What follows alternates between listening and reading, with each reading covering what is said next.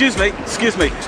That chocolate bar you're eating, did you know kids as young as 10 are working to produce the cocoa that goes into it? How does it make you feel? Do you know that children as young as 10 are being used to produce the cocoa that goes into that chocolate? Does that disturb you? That old necklace you're wearing, did you know that people are being poisoned and beaten in order for you to wear that chain? Do you like rice? Yes. How would you feel about the fact that cheap American rice is being used to put farmers in the developing world out of business? Rice, don't forget it. Excuse me. Be honest. Rarely, when you pick something up from the supermarket shelf, do you consider the poor beggar in Africa who's had to produce it. Oh no, I hear you say. Poor people being exploited in Africa. What can I do about it?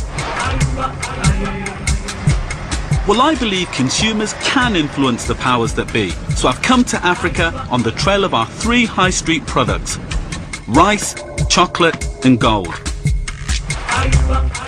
I'm going to meet the people who produce them and see for myself the lives they lead. Can I, as a Westerner, do the work that they do?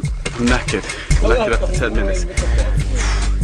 And I'm also going to take on some powerful multinational companies. No, that's cowardice. You can pay above it if you want to, you can.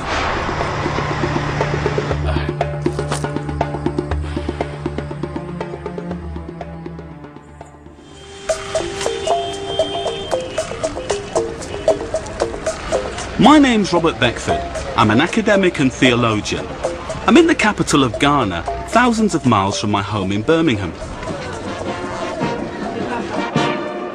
Over 200 years ago, the British seized my ancestors from here and shipped them to Jamaica as slaves.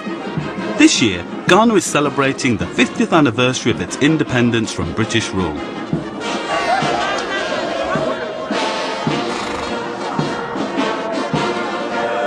Ghana free? Is Ghana free? I wonder, or has the West replaced slavery with economic chains? For several decades, Western companies and organisations like the International Monetary Fund, the IMF, and the World Bank have effectively run the economies of many African countries. I want to know, why is it after 50 years, Ghana, despite being a prosperous country, being rich in minerals, having a stable democracy, is still one of the poorest countries on this planet? I'm going to find out why.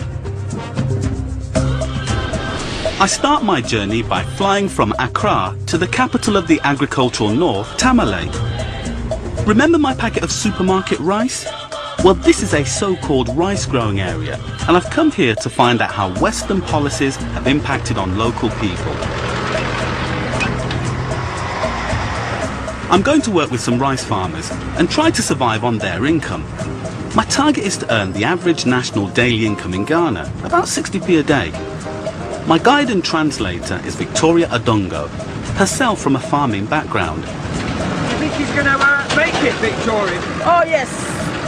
I know he can make it. Good to see you got a bit of faith in me. Good. We're heading for a Muslim village called Birima, a short drive from Tamale. This area was at the heart. This is it? Yeah, this is it. This is Birima. Birima? Yes. No.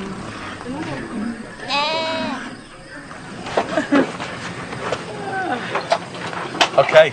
I'm going to be the guest of Mohammed Enusa and his brother Hussein. Hello. I'd like... Let's find the accommodation where I'll be staying. Oh, just here is the bathhouse. Where does the water come from? From the river. So you have to go to the river first to get the water. So do you go and fetch water, or does somebody else go and fetch it? The women. We'll go and get the water. Well, I'm going to try and go to the river, because I think that it's only fair that I get my own water. Okay?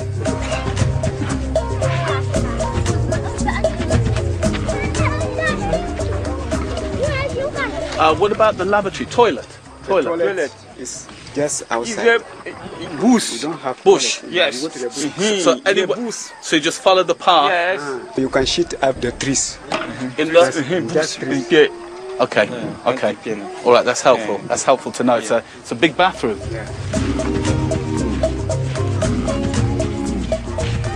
I thought I'd go and collect some water in order to be a little bit more efficient tomorrow, rather than having to go and get some first thing in the morning.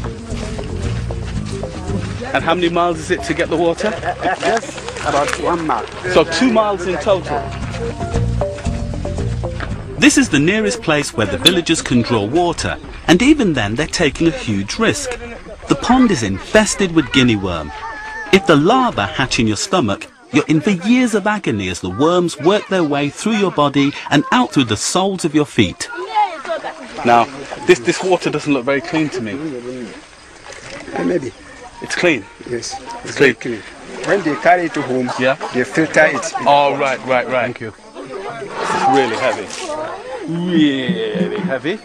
Right, what I'm going to try and do is put it on my head.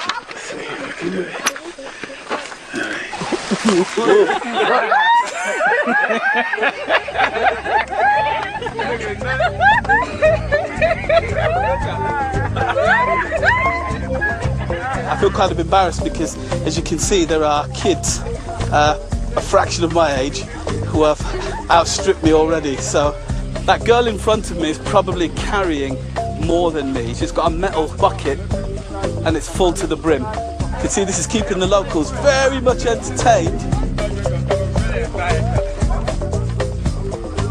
God, this is rough on the neck. But I can see the village now. Is that the village ahead? My neck is killing me. But I can't really wimp out, or else these guys will think that I won't be worth my labour tomorrow. Okay.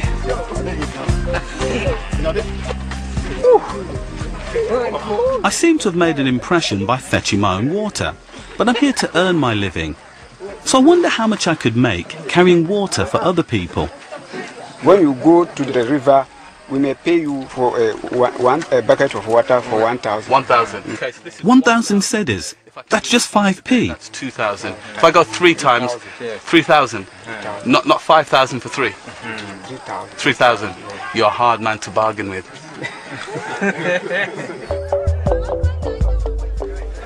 Just looking around at the people, I could tell that they were really hard-working and super fit.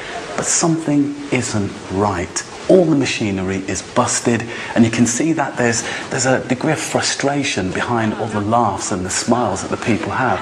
Why is it when the people are so hard-working and they're so underproducing? What kind of forces are preventing them from truly flourishing? That looks so feminine. It's actually quite frightening, isn't it? All I've done today is carry water for a mile, and I'm totally shattered. Even the children laughed at me. Tomorrow, I've got to work in the fields. I'll be knackered after 5 minutes. That's my biggest worry. God knows if I can do this.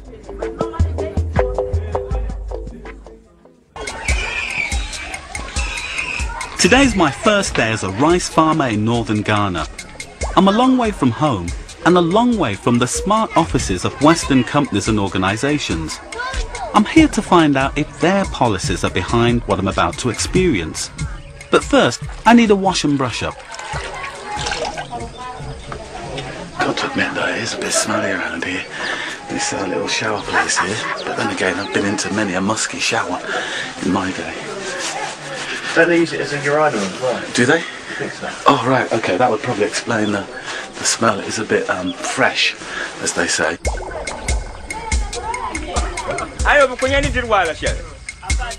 Next, I haggle over my wages. We agree on 20,000 cedis. That's £1 a day, nearly double the average national daily income in Ghana. I'll be knackered after 5 minutes. That's my biggest worry, is that these guys are really skilled at doing this stuff. They know how to do it. It isn't just a case of being out here in the heat, it's also the fact that I just haven't done a great deal of manual labour, which says a lot, doesn't it, really? My first job is to clear some scrubland to make way for a new rice field. The ground is rock hard and the axes have thick metal handles to absorb the shock. They weigh a ton.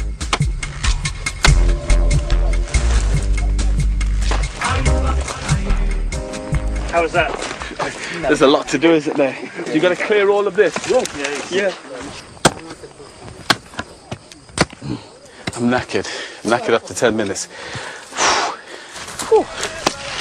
As we work, the farmers tell me about